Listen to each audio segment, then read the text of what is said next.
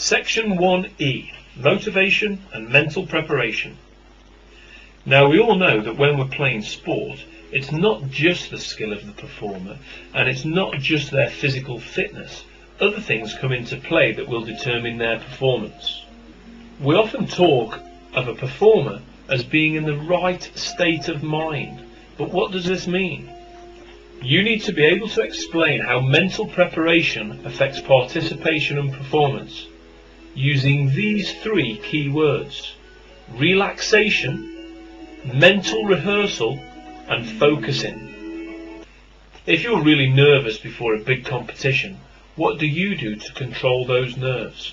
We need to remember that the mind and the body are both closely linked, and when one is feeling comfortable, so does the other. Some performers control their cognitive anxiety or their worry by relaxing the muscles through massage or stretching. However, performers must make sure they don't become too relaxed just before competition, otherwise they won't perform at their best. Some top-level athletes use the playing of calming music, maybe even meditation. Sometimes a quiet talk with a coach or a friend before competition does the trick and relaxes those muscles. Sometimes people use self-talk, where the athlete goes through a prepared routine of self-communication using some key words as part of their preparation. These key words could be think, just relax, focus on the game ahead, forget about the crowd, look at the ball. We've just talked about relaxation, so what's mental rehearsal? This is the ability of the performer to put a picture in their mind of how the skill is going to look. The performer might concentrate on the key parts of that skill. As this picture is firmly in the performer's mind, it will be easier for them to repeat that picture when they actually come to produce the skill attempt. The image should be positive and a picture of when the performance is really good and at its best. A good example would be a tennis player picturing in his or her mind the perfect tennis serve and trying to repeat that picture when they step up to the baseline. Mental rehearsal improves confidence and allows the performer to rehearse the skill both physically and mentally. Focusing is another key word. Focusing is closely related to mental rehearsal. It's about trying to block out all of the unimportant information and really concentrate on those key parts of a skill that are going to make a difference between success and failure. It may be really trying to concentrate on what you as an individual have to do as part of a team move in netball or basketball or rugby. Trying to remember too much information can be confusing and negative. So this is the time for the performer to try and focus on those key points of performance so that they can do their job. Focusing also helps when people are nervous. It allows them to block out the noise of the crowd or people watching, and they can concentrate on the grip of the opponent's racket. They might concentrate on the flight of the ball. They may concentrate on their body position when playing the cricket shot.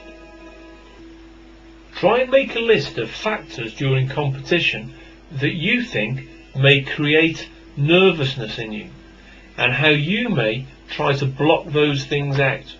What do you do before big competitions? How do you try and control that anxiety or nervousness to allow you to perform at your best? What do you think is most important before big competition? Physical preparation or mental preparation? Okay, we've just discussed the idea of nervousness, but some nerves are good. A performer needs to be aroused in order to be at their best. In this sense, arousal means energized. If a performer is not energized or aroused at all, their performance is poor because they just don't seem too bothered. If they are too aroused or too energized, their performance is poor because they make mistakes and their action looks jerky, in that they can't seem to control the smooth flow of the skill. There is an optimum or perfect point where the performer is in the zone, where they're not too nervous and energized, and they're certainly not too sleepy. They're just right, and this might change for different activities. For instance, a tennis player who's got to concentrate on skill production and smooth technique might need to be less aroused than a prop rugby player who's got to be very physical and not worry too much about the finer points of control or technique. Performers are motivated to perform in two main ways: intrinsic and extrinsic motivation. Intrinsic motivators come from inside the performer. Things like enjoyment, personal goals, satisfaction and pride are all reasons or motivators as to why somebody might try their best in competition. Extrinsic motivators include rewards, certificates, badges, trophies and fame.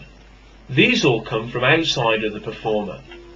They are motivators that are given to the performer after performance, or perhaps even promised before performance. Try to work out whether you are intrinsically or extrinsically motivated.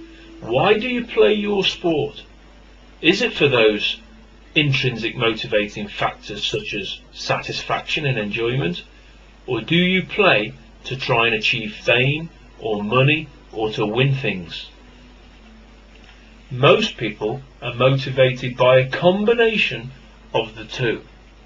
People who are successful in sport have probably set goals, and by achieving these goals have got a little bit better each time and eventually have become superb.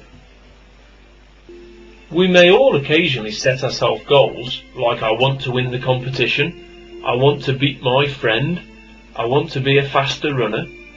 But what is it that makes a goal a good goal, and one that can help in terms of mental preparation for performance and a means of controlling anxiety and motivating the participant? The acronym that we try to remember to help us explain this is SMARTER. We try and set goals that are S, specific. This means that you have clearly stated the exact goal that you are trying to achieve. M stands for measurable. This means that whatever increases you make in performance, you can clearly measure. A equals achievable. It's pointless setting a goal that you're never going to reach. For instance, I want to be the world's best player. Unless, of course, that is possible. R stands for recordable. You should jot down on paper or on your computer your progress in trying to meet that goal. Only then can you tell if you're getting close, and this will be a motivating factor. T stands for time-phased. You should have short-term targets, perhaps by the end of this week. You should have medium-term targets, perhaps by the end of this month, and long-term targets, possibly by the end of this year. Your goal should be exciting. It should set you a challenge that allows you to try and perform to your very best in meeting the challenge. R is for realistic, which is a bit like achievable, but it wouldn't be a very good acronym if it was SMARTER.